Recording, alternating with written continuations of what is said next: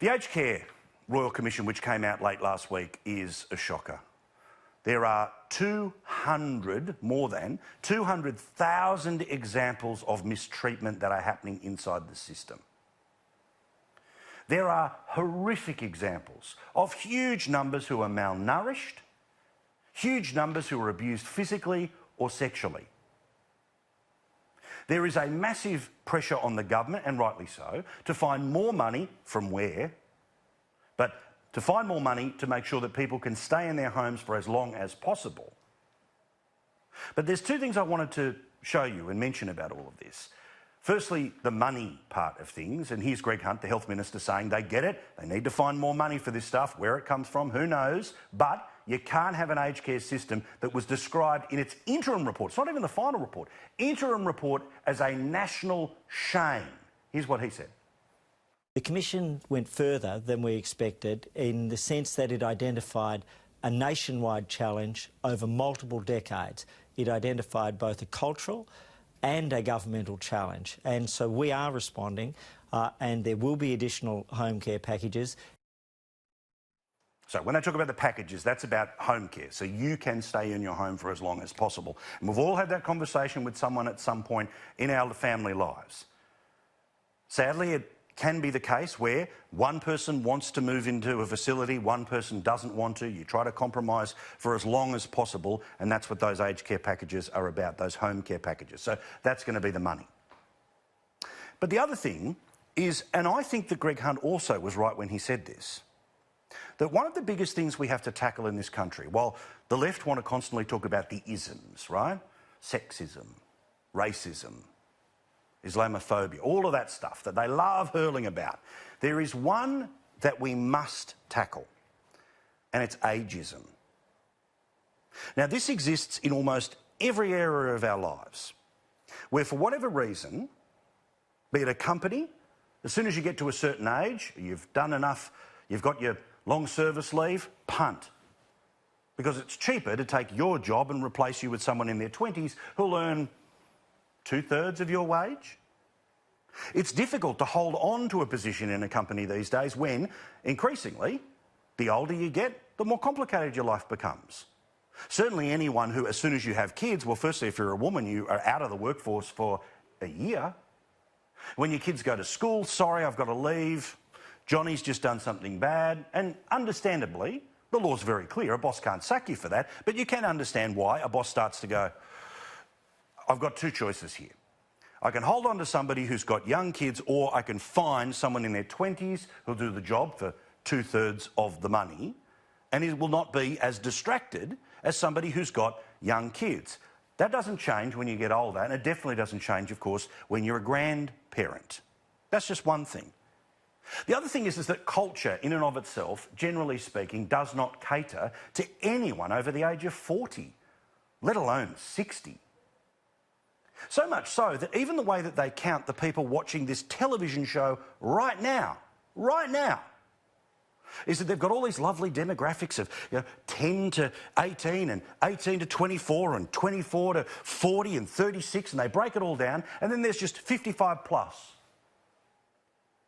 As we told you last week, life expectancy in Australia is now into its 80s.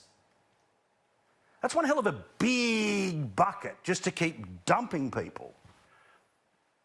Remember, social demographers have a disgraceful description for people over the age of 70. You know how there's baby boomers and Gen Xers and millennials?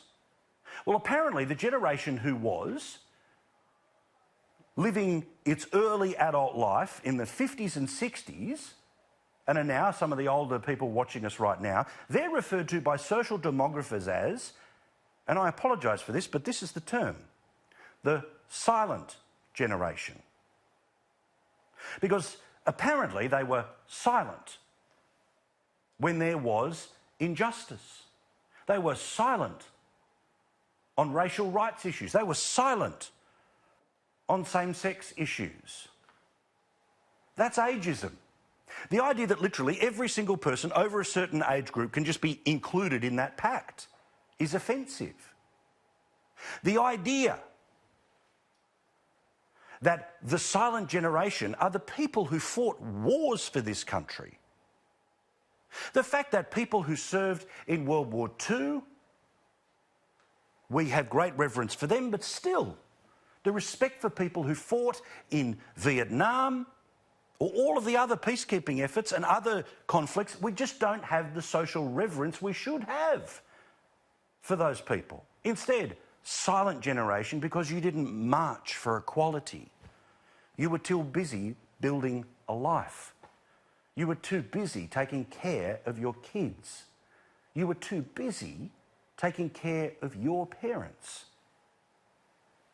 There are massive problems in this country about ageism.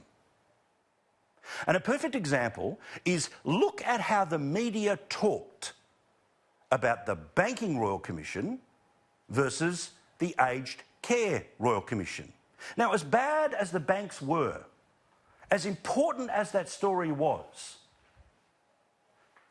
nobody was being sexually abused, nobody was being physically assaulted, nobody was being left malnourished, nobody was left to never get a visit from their family. But have a look at this.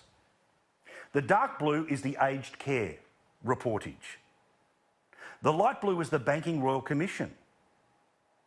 Now, we keep being told that, quote unquote, old people read newspapers. Well, have a look at the massive indifference between less than 1,000 stories about it compared to 10,000 about the banks.